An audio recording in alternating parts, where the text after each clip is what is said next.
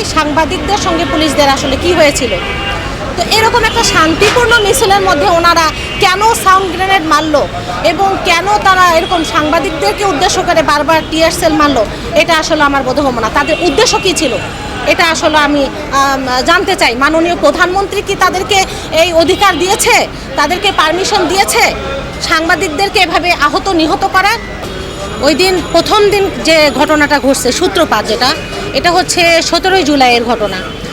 তো 17 জুলাই আপনারা সবাই জানেন যে ছাত্র আন্দোলন যারা ছিলেন আন্দোলনের সঙ্গে, তারা কিন্তু জানাজায় গায়েবানা জানাজার মধ্যে শরীক ছিলেন। তো গায়েবানা জানাজার পরে যখন তারা কফিন নিয়ে রাজু ভাস্কর্যের দিকে যাচ্ছিল, তো ঠিক এই মুহূর্তে আমরা ওনাদের সঙ্গে ছিলাম অনেকগুলি সাংবাদিক, প্রায় 1 থেকে 150 জনের মতো সাংবাদিক ছিলাম।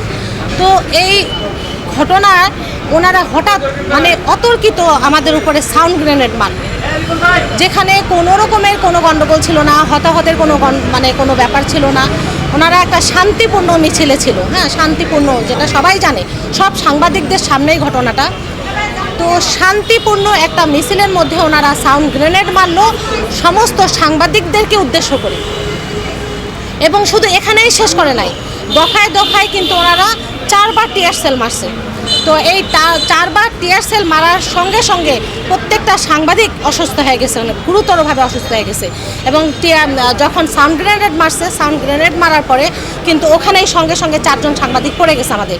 তার মধ্যে 3 জনকে আমি খুব ভালো করে চিনি না, তবে একজনকে চিনি, সে ছিল হচ্ছে জনবাণীর যে জীবন চৌধুরী, তুষার নাম।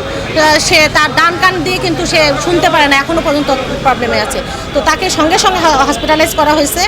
তো সে মারাত্মকভাবে আহত হয়েছে, এবং সঙ্গে সঙ্গে আমরা যে টিয়ার সেল আমাদেরকে মারা হয়েছে 3-4 বার আমাদেরকে লক্ষ্য করে, এই 3-4 বার টিয়ার সেলে আমরা এত পরিমাণ অসুস্থ হয়েছি প্রত্যেকেই।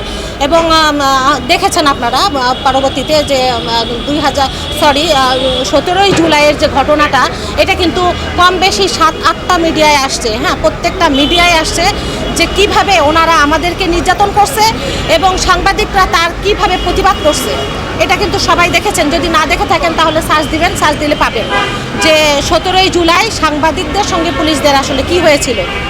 তো এরকম একটা শান্তিপূর্ণ মিছিলের মধ্যে ওনারা কেন সাউন্ড গ্রেনেড মারলো এবং কেন তারা এরকম সাংবাদিকদেরকে উদ্দেশ্য করে বারবার টিয়ার সেল মারলো, এটা আসলে আমার বোধগম্য না। তাদের উদ্দেশ্য কী ছিল এটা আসলে আমি জানতে চাই। মাননীয় প্রধানমন্ত্রী কি তাদেরকে এই অধিকার দিয়েছে, তাদেরকে পারমিশন দিয়েছে সাংবাদিকদেরকে এভাবে আহত নিহত করার? প্রত্যেকটা সাংবাদিক ওখানে, প্রত্যেকটা সাংবাদিকই ছিল এবং প্রত্যেকটা সাংবাদিক কিন্তু এটার প্রতিবাদ জানিয়েছে।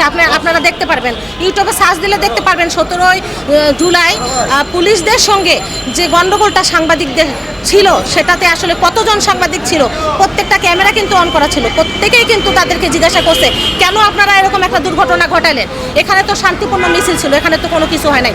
ইতিহাস সাক্ষী, সমস্ত জনগণ সাক্ষী, ছাত্ররা সাক্ষী এবং সমস্ত গণমাধ্যম কর্মী সাক্ষী যে ওখানে কোনো হতাহতের কোনো ঘটনা ঘটে নাই।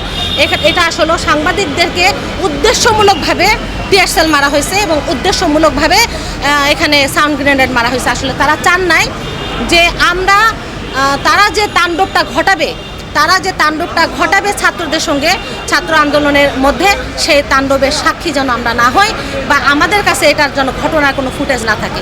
এটা উদ্দেশ্যমূলক করা হয়েছে বলে